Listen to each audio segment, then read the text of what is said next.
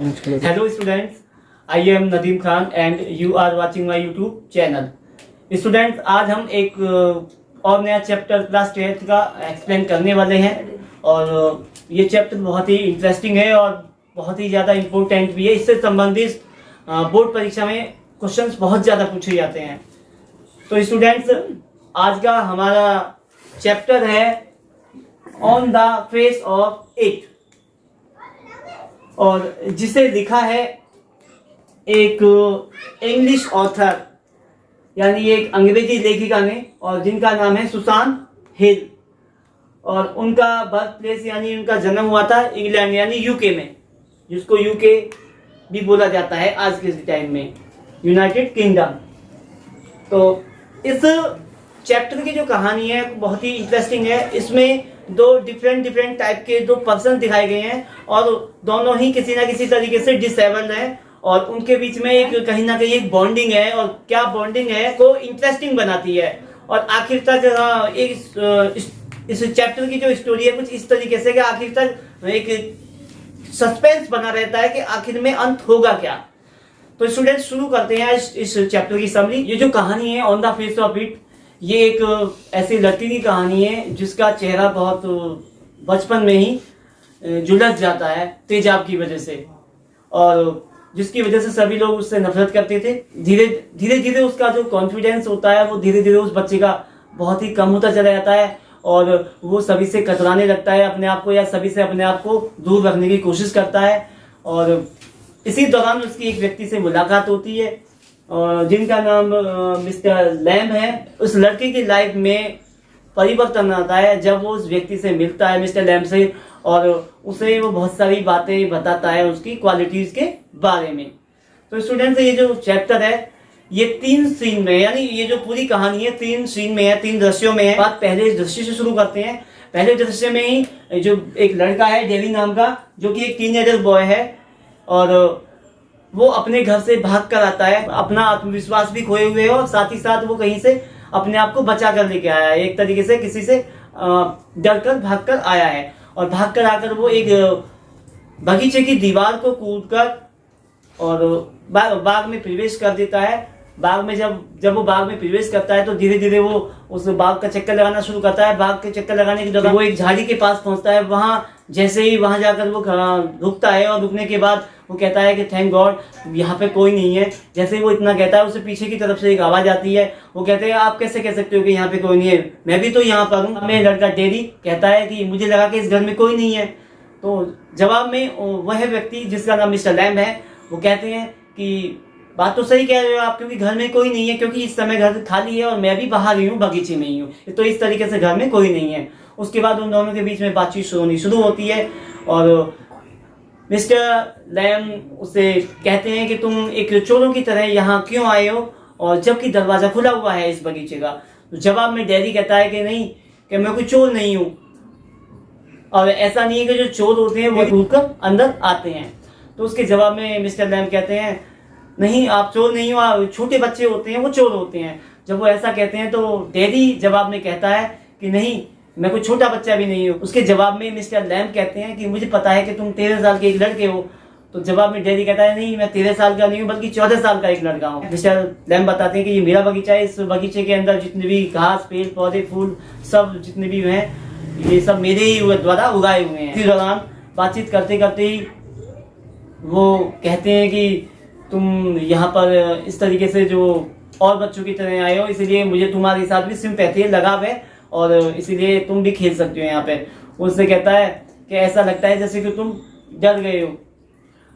इतने में ही फिर मिस्टर लैम्ब कहते हैं कि बाहर मौसम सुहावना है और इसी मौसम का मजा लेने के लिए मैं बाहर आया हुआ था, अपने घर से बाहर निकलकर इस बगीचे में बैठा हुआ हूँ और थोड़ी देर के बाद यहाँ ठंड हो जाएगी और ठंड होने के बाद मैं एक सीढ़ी लेकर आऊंगा और सीढ़ी लाने के बाद पेड़ों से लगाने के बाद मैं पेड़ों पर से सेबों को तोड़ूंगा और इसके बाद इनकी मैं जेली बनाऊंगा, क्योंकि इस समय सितंबर का महीना चल रहा है और ये सितंबर का महीना जो होता है वो जेली बनाने के लिए बहुत ही ज्यादा अच्छा समय है। डैडी मिस्टर लैम्ब से कहते हैं कि तुम मुझसे डर गए हो तभी तो तुम अपनी बात को बदल रहे हो या अपना टॉपिक तुमने बदल लिया है।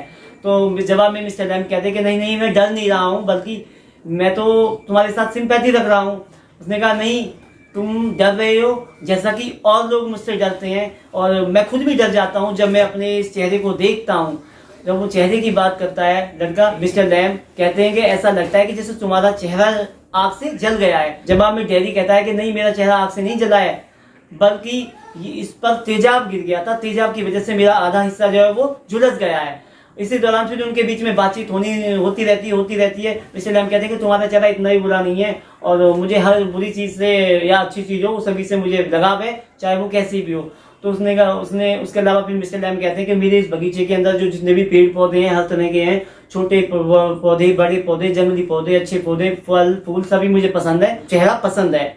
जब वो ऐसा कहता है कि मिस्टर डैरी जो है वो जहाँ से जाने लगता है, और डैरी को जाते हुए देख मिस्टर लैम कहते हैं कि जाओ मत, और तुम मुझसे बिल्कुल भी डरो मत, और मुझे तुम्हारे साथ पूरी तरह से सिंपैथी है। तो इसी दौरान फिर उसके बाद मिस्टर लैम आगे बताते हैं कि हर एक चीज सुंदर होती है। जिस तरीके से आपने ब्यूटी एंड द बीस्ट की कहानी सुनी होगी, उसमें एक बीस्ट होता है, जानवर होता है, और जबकि उसमें एक लड़की होती है, तो वो उस जानवर से बहुत ज्यादा प्यार करती थी। लेकिन जब वो उस जानवर को चूमती है तो वो जानवर जो है वो अपने असली रूप में आ जाता है और एक सुंदर राजकुमार बन जाता है। इसलिए हर एक चीज सुंदर होती है। अभी मिस्टर लैम उससे कहते हैं कि ठीक है, इसलिए तुम मुझसे डरो मत, जिस तरीके से और बच्चे यहाँ पर आकर खेलते हैं, तुम भी यहाँ पर आकर मेरे साथ मेरे इस बगीचे में खेल सकते हो। मिस्टर लैम उसे बताते हैं कि हम दोनों ही एक जैसे हैं, तुम्हारा चेहरा तेजाब से जला हुआ है, जबकि मेरी एक टांग जो है वो टीन की बनी हुई है। जब वो ऐसा कहते हैं तो मिस्टर लैम से डेरी पूछता है कि तुम्हारी टांग टीन की क्यों बनी हुई है, क्या बात है? जब मैं फौज में था, युद्ध के दौरान मेरी टांग पंप से उड़ गई थी, और उसके बाद तभी मेरी एक टांग टीन की बनी हुई है। जितने भी बच्चे इस पार्क में आते हैं या जो भी मुझे देखते हैं, और जब मैं चलता हूँ तो वो मुझे लंगड़ाते हुए देखते हैं, तो वो मुझे लंगड़ा लैम कहते हैं, और इस तरीके से मुझे चिढ़ाते हैं, लेकिन मैं फिर भी नहीं चिढ़ता हूँ। इसी दौरान मिस्टर लैम उसे लड़के को बताते हैं, लैम डैडी को, कि डैडी ऐसी कोई बात नहीं है, हर एक चीज अच्छी होती है, ये सब तुम्हारे साथ चाहे कैसा भी हुआ हो, तुम्हारा चेहरा कैसा भी हो, लेकिन तुम्हारे अंदर एक अच्छा दिल है, और तुम्हारे अंदर एक अच्छा बनने की एक चाह भी है। तो उसके बाद वो लड़का जो डैडी है वो अपनी कहानी बताता है कि जब मैं पैदा हुआ था तो मेरे जितने भी रिश्तेदार थे, सबने जब मेरे चेहरे को देखा था, जब मेरे साथ तेजाब वाली घटना हो गई थी और मेरा चेहरा पूरी तरीके से तेजाब से झुलस गया था, हॉस्पिटल में एडमिट कर दिया गया था, तो सभी लोग जितने भी मुझसे मिलने आते थे वो सब मेरे चेहरे को देखते थे और सब मुझसे नफरत करते थे। लेकिन उन सभी को मेरी माँ ही एकमात्र ऐसी महिला थी जो मुझे सबसे ज्यादा प्यार करती थी, जो मेरे उस जले हुए चेहरे को अभी भी पहले की तरह ही पसंद करती थी। और इसके बाद उनके बीच में जब बातचीत होती रहती है, तभी डैडी वहां से जाने लगता है। डैडी कहता है कि ठीक है, मैं अब यहाँ से चलता हूँ और मैं दोबारा वापस आऊँगा। उसके बाद मिस्टर लैम उसे डैडी को बताते हैं कि यहाँ पर जितने भी बच्चे आते हैं मैं उनको टॉफियाँ देता हूँ, खाने के लिए फल वगैरह भी देता हूँ, और आराम से मैं यहाँ पर उनके साथ मस्ती करता हूँ। इसके अलावा जब धूप निकलती है सर्दियों में, तो मैं धूप निकलने के बाद बाहर आकर बेंच पर बैठ जाता हूँ और आराम से किताब पढ़ता हूँ। इस तरीके से मैं अपना दिन पास करता हूँ। इसके बाद आगे मिस्टर लैम बताते हैं कि उनकी टांग एक युद्ध के दौरान बम से उड़ गई थी, और लेकिन मुझे कभी भी ये फील नहीं होता कि मैं बेशक अपंग हूँ, लेकिन मैं कभी भी इस पर ज़्यादा फोकस नहीं करता हूँ। हालांकि बच्चे मुझे लैम्बी लैम कहकर मुझे चिढ़ाते हैं। जवाब में डैडी उनसे कहता है कि जब मुझे हॉस्पिटल से डिस्चार्ज किया गया था, मेरा चेहरा जल गया था, जब मेरा काफ़ी ट्रीटमेंट वहाँ हॉस्पिटल में चला था, और वहाँ से ट्रीटमेंट चलने के बाद जब मुझे वहाँ से डिस्चार्ज किया गया और जब मैं घर पहुँचा तो कई सारे रिलेटिव्स मेरे वहाँ पर घर पर मुझे देखने के लिए आए। तो जैसे उन्होंने मेरे जले हुए चेहरे को देखा, और वो आपस में फुसफुसाने रहता है, अस्पताल में रहता, घर ना आता, तो वो लोग सभी जो है नहीं चाहते थे कि मुझे कभी भी दोबारा देखना। वो मेरे इस जले हुए चेहरे से नफरत करते थे और वो मुझे दोबारा देखना नहीं चाहते थे घर में। अभी मिस्टर लैम मुझसे पूछते हैं मुझे अपना पूरा नाम बताओ। तो डैडी अपना पूरा नाम बताता है कि मेरा नाम डेरिक है और मैं अपने घर से 3 मील दूर यहाँ पर हूँ इस समय।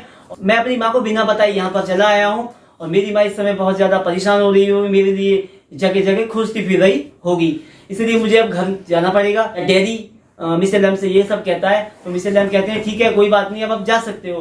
तो जब वो जाने लगता है तो इस बातचीत के दौरान उनके बीच में एक अच्छी खासी इंटीमेसी हो जाती है, यानी एक तरीके से फ्रेंडशिप हो जाती है।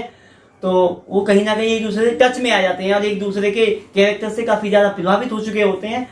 तो डैडी कहता है कि जब मैं चला जाऊंगा तो आप उन सेबों को तोड़ने के लिए जब सीढ़ियाँ लेके आएंगे, के बाद अगर आप सेबों को तोड़ने के लिए पेड़ पर चढ़े, गलती से अगर आप गिर गए तब क्या होगा, या गलती से आपकी गर्दन टूट गई तब क्या होगा।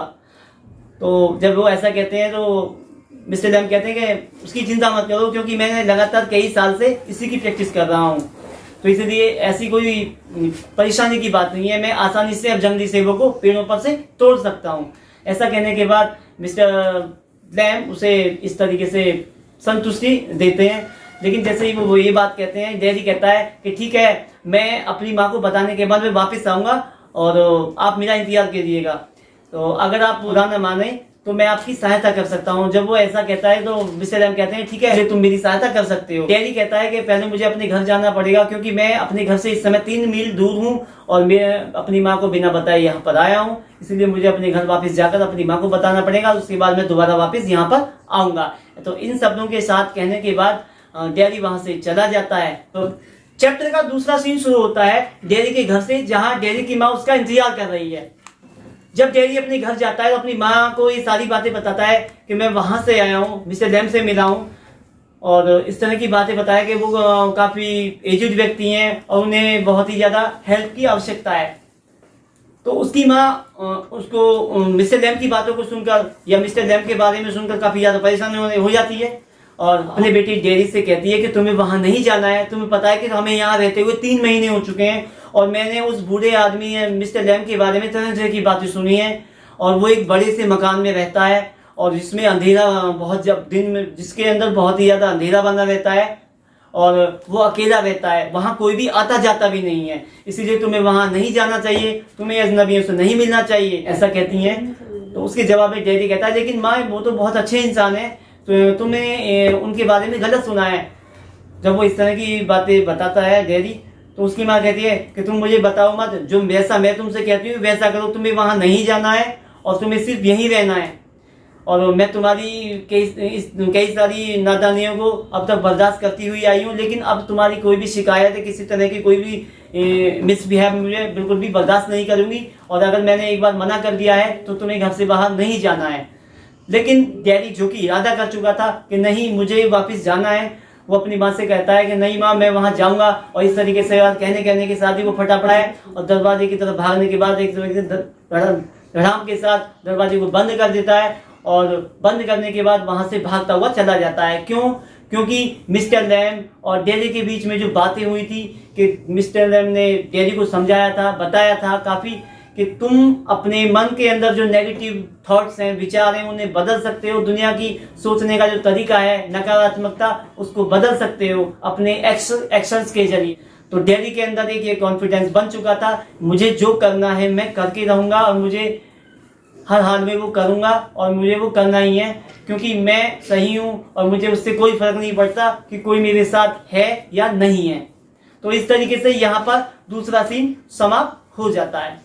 अब तीसरा सीन शुरू होता है मिस्टर लैम के बगीचे से। मिस्टर लैम जो कि अपनी सीढ़ी का यूज करके पेड़ों से सेबों को तोड़ रहे हैं, तभी इसी दौरान उनकी जो सीढ़ी होती है, जिस टहनी पर टिकी होती है, उस टहनी पर से फिसल जाती है, और जैसे ही सीढ़ी फिसलती है, सीढ़ी नीचे की तरफ गिरती है और साथ ही साथ मिस्टर लैम भी सीढ़ी के साथ ही साथ नीचे आ जाते हैं, और एकदम से जमीन पर गिरते ही दोनों के एकदम से धड़ाम की आवाज़ होती है, और धड़ाम की आवाज़ के साथ ही वो मिस्टर लैम वहीं पर ढेर हो जाते हैं। जैसे ही वो गिरते हैं उसके जस्ट बाद ही डैडी की एंट्री होती है बगीचे में, और डैडी बगीचे में आके देखता है कि मिस्टर लैम अपनी सीढ़ी और कुछ फलों के साथ, या कह सकते हैं हम सेबों के साथ, जमीन पर पड़े हुए हैं, और डैडी उनको देखते ही काफ़ी ज़्यादा दुखी हो जाता है, और डैडी जोर जोर से चिल्लाता है मिस्टर लैम को पुकारते हुए, mister Lam mister Lam mister Lam, क्या आप सही हैं? लेकिन उसे जवाब कोई नहीं मिल पाता है। क्योंकि तब तक मिस्टर लैम की डेथ हो चुकी होती है। डैडी वापस आता है, क्योंकि डैडी मिस्टर लैम से वादा करके गया था, लेकिन मिस्टर लैम को शायद यकीन था या ये सोच बना रहे थे कि ये भी लड़का दूसरों की तरह ही रहेगा, या ये लड़का भी दूसरों की तरह, या तुम भी दूसरों की तरह ही हो, तुम वापस नहीं आओगे, लेकिन डैडी उस बात को गलत साबित करता है, लेकिन तब तक बहुत देर हो चुकी होती है और इस तरह कह सकते हैं कि तीसरा सीन समाप्त हो जाता है। तो स्टूडेंट्स ये थी इस चैप्टर की कहानी on the face of it, और ये चैप्टर बहुत ही इम्पोर्टेंट है और इससे संबंधित बोर्ड में बहुत ज़्यादा क्वेश्चंस पूछे जाते हैं। और अब मैं आपसे इस चैप्टर से संबंधित कुछ क्वेश्चंस करूंगा और आप उनके क्वेश्चंस के आंसर फाइंड आउट कीजिएगा, और जो कि बहुत ही इम्पोर्टेंट और सेलेक्टेड क्वेश्चंस है। अगर आपको मेरा ये वीडियो पसंद आया है तो आप इसको ज़्यादा से ज़्यादा शेयर कीजिएगा। Thanks for watching.